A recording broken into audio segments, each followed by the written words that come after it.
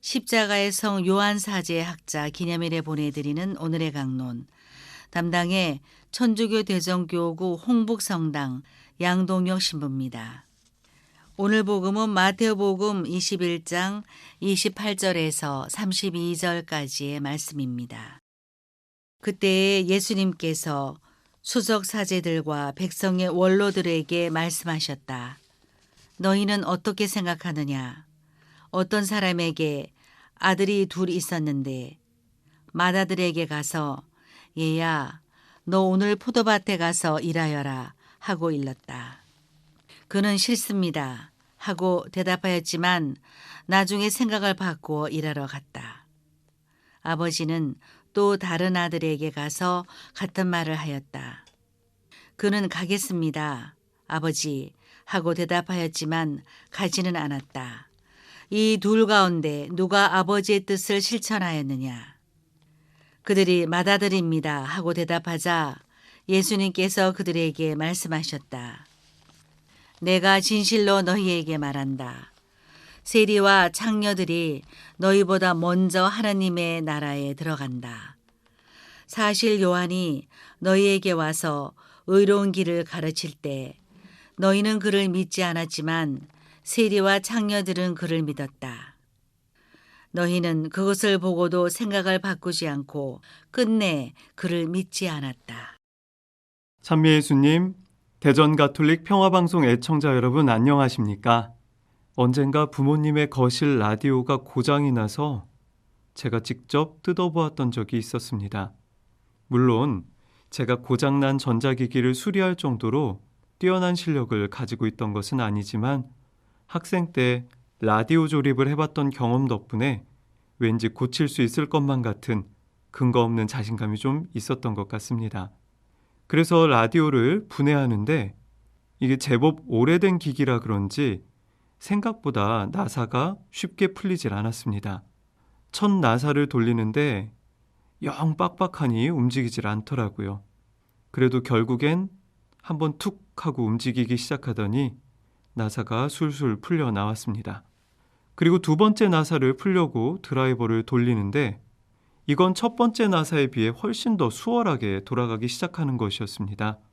그래서 편안한 마음에 한참을 돌리고 있는데 뭔가 이상하다 싶어 쳐다봤더니 그 나사는 풀리고 있던 게 아니라 머리 부분이 뭉개져 버려서 드라이버가 헛돌고 있던 것이었습니다. 오늘 복음에 나오는 두 아들의 비유 말씀을 듣다 보면 그때 그 나사들 생각이 나곤 합니다. 맏아들은 포도밭에 가서 일하라는 아버지의 말씀에 무례하게도 싫다고 대답했지만 결국엔 마음을 바꾸어 밭으로 나갔습니다. 반면에 둘째는 시원시원하게 가겠습니다 아버지라고 말하긴 했지만 끝까지 움직이지는 않았죠. 이 비유는 하느님의 나라가 왜 이스라엘의 종교 지도자들이 아니라 죄인들로 대표되던 세리와 창녀들에게 먼저 넘어가게 되었는지를 설명해 주고 있습니다.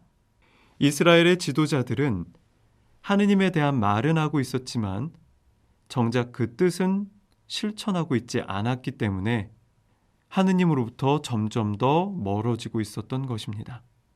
그래서 오늘 복음에 자주 나오는 아버지라는 표현들 중에 둘째 아들의 가겠습니다 아버지라는 부분에서만 아버지를 특이하게도 키리오스, 즉 주님이라고 표현하고 있습니다. 이 비유는 같은 마테오 복음의 7장 21절 나에게 주님 주님 한다고 모두 하늘나라에 들어가는 것이 아니다.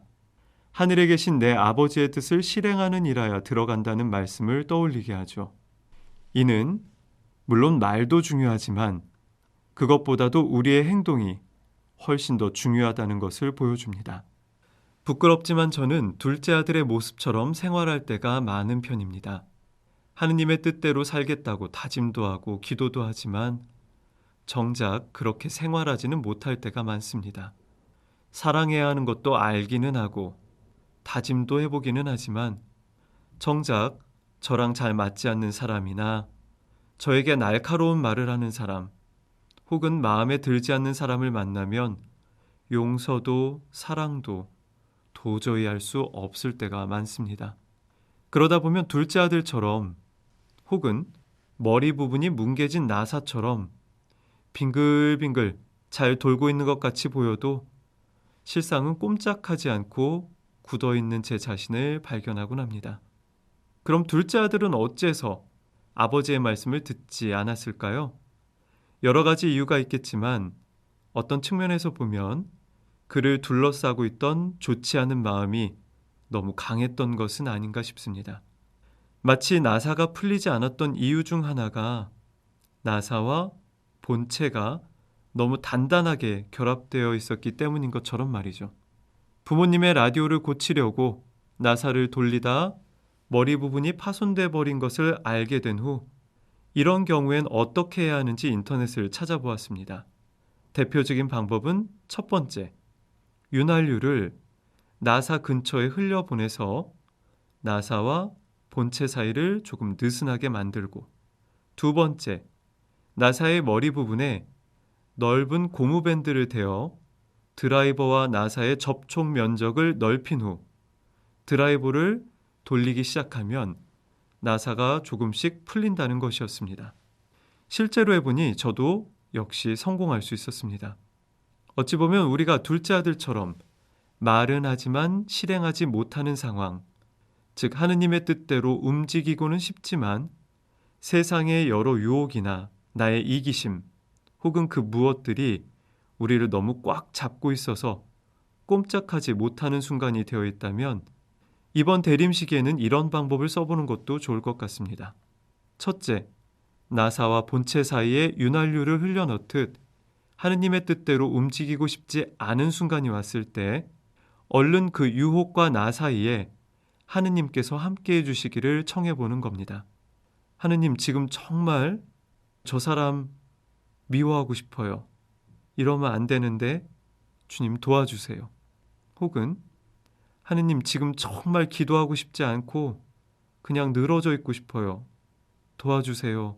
라고 청하면서 그 유혹과 나 사이에 하느님을 모시는 겁니다.